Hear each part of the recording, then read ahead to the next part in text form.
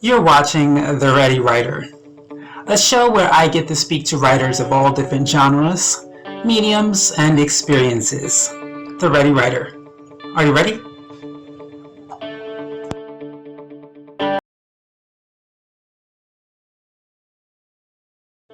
Hi, it's time for another episode of The Ready Writer. I am your host, Casey Bell, and today's guest is Vicki Ann Bush, who talks about her book series, Alex McKenna.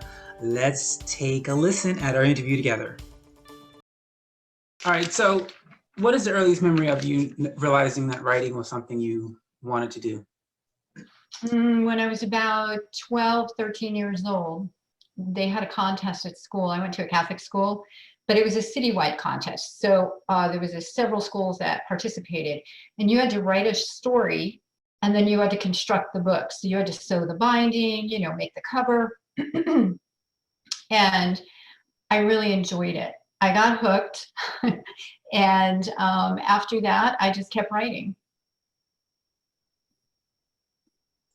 Well, first, let me say that's amazing because I've heard of writing competitions, but I've never heard of where you had to actually make your own cover and put the book together. Yeah, it was fun. That's amazing. So when did you finally plunge into actually becoming a writer? When did you decide, I'm not going to just do this, I'm not going to dream it, I'm going to do it? It was probably somewhere around 2008, 2007. And my kids were the ones who actually encouraged me to start sending my work in. So I started to just, like here and there, send it to a few publishers. I got back a few rejections. And then a small publisher out of Wisconsin, because I started off in children's books. Let me say that. A small publisher out of Wisconsin came back, and the story that I had presented to them was in a rhyme, kind of like a Dr. Seuss thing. And they said to me, they really enjoy the story, they love it. Could I write it so that it's not rhyming, And in the past, this was something that I was comfortable with, writing with a rhyme. So I thought, okay, I'm going to give it a try. So I did. They loved it. They signed me. So that was my first time, starting out with an actual publishing company. That kind of answers my next question was, how did you get published? Are you both independent and with someone, or are you only with a publishing company? I had been traditionally published with a publishing company for my most of my writing career.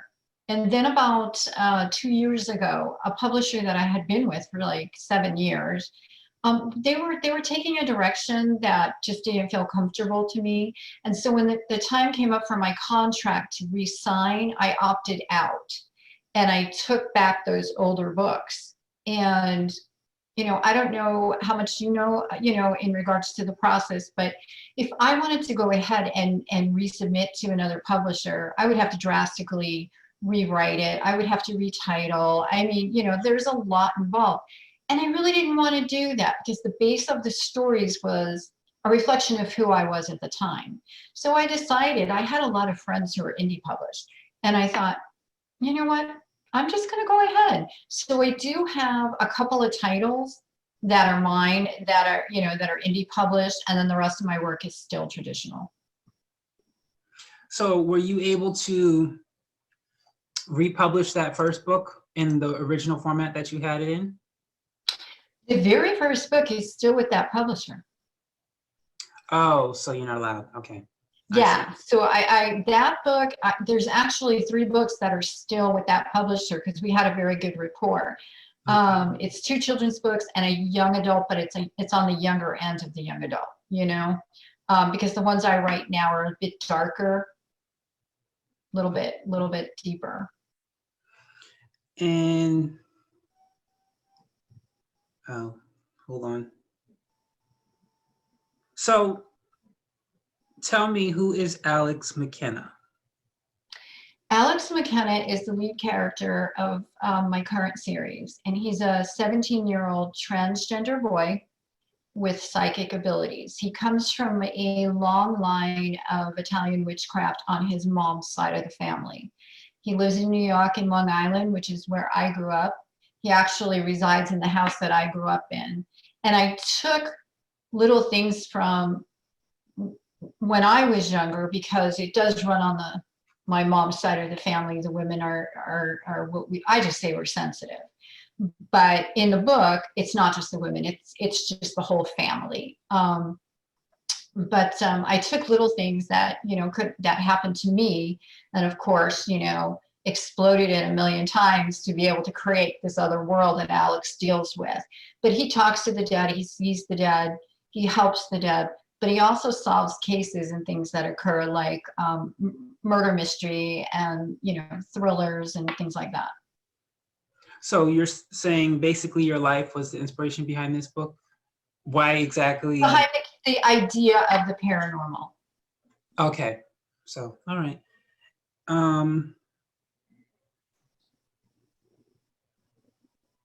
I'm sorry, I'm like lost here. That's okay. So talk about your whole process of writing this book. The conception, did you have writer's block? If you did, what did you do to unblock it? Well, first of all, the character was created because of somebody who's close to me. I kind of looked out, researched at the time, because the first book, that was a few years ago that, I started the process, and then it came out in 2019 because I got a publisher for it in 2018. But someone very close to me is transgender, young, and he was the inspiration in a sense that I wanted to be able to give him something that it's a character that he can relate to, but that's not the mainstay. We're not focusing on the transgender component. First of all, I couldn't even begin to know the emotional journey and to talk about that, firsthand. So that's where the paranormal came in. So Alex was created to be able to have that character that kids and anybody can relate to, with little things that are sprinkled in about his transgender component, but that the focus is on the paranormal. I just completed the 4th and final book of this series. I'm going through my edits first before I submit it to my publisher. I don't know that I had what I would call a writer's block. What I did have was where the story just changed on me. Like for the 3rd book, I had a very clear vision as to what I thought the book was going to be. But then when I started writing it, it just, it takes over, and it has a mind of its own, and the characters take you down a road that was a bit different than what I had started off to do. So that was kind of interesting. It was fun. Sometimes it was a little frustrating because I was like, okay, I was prepared to do this. I wasn't prepared to do that. So now what am I doing with it, But I had a good time with it. Cool. So we basically know the main negative, as far as being an author, the negative side of the pandemic, no book festivals, no book signings. But was there anything you saw that was good that you would not have, things you're doing that you would not have done? Or maybe, did you see anything as well, with this storm we're in now, what rainbows have you experienced, and what is the good side, would you say, for yourself about this pandemic, being an author? You know what? Okay, so being an author, full-time author, obviously I'm working from home, but there was other things before COVID that I would run out to the store during the day, so it would interrupt with my writing schedule. Not because I had to, but because I felt I had to. Let's put it that way. But once this occurred and I couldn't just run out to the store, it really gave me the okay to say, oh, well, I can't go to the store, so therefore we have to order this, and it's going to have to come, or we'll have to go when, because my husband and I would go together during that time so that we could just get in and out quicker, or we would order. But it just gave me that kind of that sense of I didn't have to rush off and do anything, and I could devote the time and not feel guilty, which, like I said, is self-imposed. There's nothing for me to feel guilty about. But yeah, that's a positive for me, or was a positive. And do you plan on keeping some of the things you've done, as far as a lot of people are doing a lot of virtual stuff, even after the pandemic is over? Are you going to go straight to normal, or are you going to keep some of this stuff you've picked up during this pandemic? I think we're going to definitely, well, at least I know I am going to be keeping some of the things I picked up because it works better. Like now, it's not as strict and I can go, but I find myself now saying, you know, I'm in a mode here. I'm in a zone. Why am I leaving my zone? It's not like the store's going anywhere. So now I noticed that I'm able to, I used to write most of the time in the morning and then in the afternoon go do things. Now I write in the morning, I may have lunch, and then I write some more. So it's spread out. I'm not feeling like I've got to crunch this into, I don't know, the first 6 hours of the day. Cool. And I will keep it that way. So you did mention that you're going through the edits now of the final book of the series. But are you working on something else now after this book, or are you keeping your mind focused on Alex McKenna? Well, right now, the fourth book, which I just finished, like I said, is sitting. I'm going to let it sit for about another week before I start going through the first round of edits with it before I submit it to my publisher. The third book is with my editor, and it's going through the very last, the line edits. So I have a little time now, like a downtime with Alex.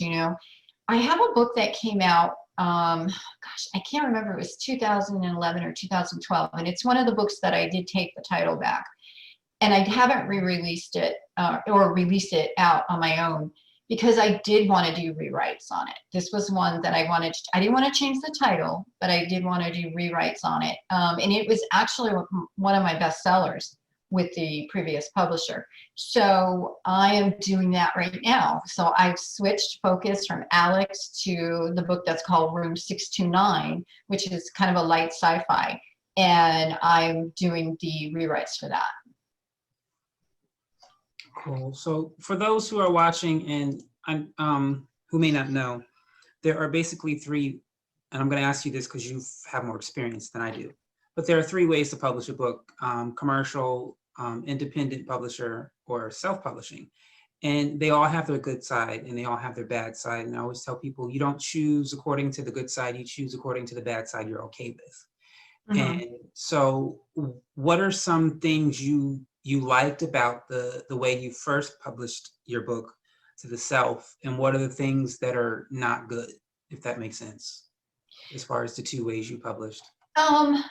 I really enjoy working with a publisher. I really enjoy having a publisher because for me, and once again, I guess it depends on what publisher you're with, but the one that I'm with now, the Parliament House, they make me feel like, they may be indie and not a big five, but they try to operate with those kind of standards, and they make me feel like that as an author, and I enjoy that because I feel like I'm working with somebody, like a partnership, as opposed to just on my own, kind of navigating through everything.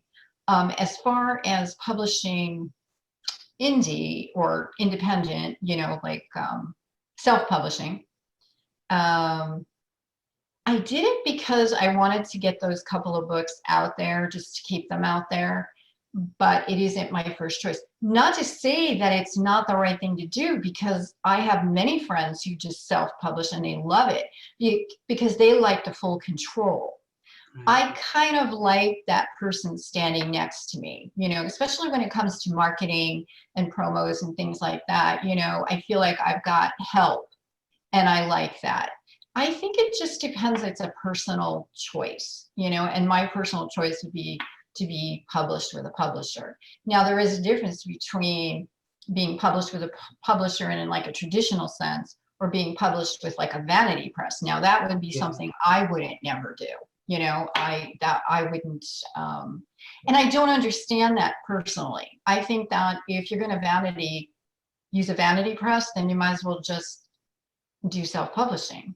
why give money away when, you could keep it all as money, your royalties, keep it for yourself if you're putting in the same amount of effort. Right. Once again, that's just my opinion. There are people who might love it. Yeah, I would definitely say that there are some components I like about the, and I haven't been independently publishing yet, but I know some things about it. There are some components I prefer over self-publishing. Mm-hmm. But I mean, there's no such thing as perfect. You Mm-hmm. have to just decide. I know the one thing about self-publishing is it takes a lot of money either to hire publicists in marketing and advertising, or if you do it yourself, it takes a lot of work. And Mm-hmm. if that's not something you already do in life, it's not fun. Mm-hmm. And so Right. already that's not something you want to do in life, then just find yourself a publisher. Right. So my last question I have for you today, fun question, if you ever had the chance to meet an author for conversation and tea or coffee or lunch or whatever you want, and they don't have to actually be alive, any author, dead or alive, well known or unknown, even if someone we don't know, who would this author be and why? And what would you converse about? My favorite author is Dean Koontz. Okay. And I'm not quiet about it. About a year ago, about a year and a half ago, when Alex, the first book came out, Alex McKenna and the Geranium Dust, I actually sent him a copy and I thanked him for the inspiration because I know it took him a while to get his career going. And, at the times where I felt like I would be getting frustrated, I would reflect on that, and it gave me strength. And I love his books. I just love them. I adore them. So he would be the one that I would like to sit down and have a conversation with. And what I would talk to him about is actually one of my favorite books, which is Lightning, if not right there as probably my most favorite, but I enjoy that whole traveling back and forth in time. So I would like to discuss that with him and how that came about and, where he got that inspiration and if he would maybe write some more time travel books because I really love him and I like the way he writes. So that would be my guy. Anyway, so I sent him a copy of the book and he sent me back a handwritten letter and one of his books signed. So I cried. Would you ever consider, if it happened, the opportunity happened, co-writing a book with him? Oh my gosh, yes. I wouldn't have to think about that. Yeah, I do enjoy his work.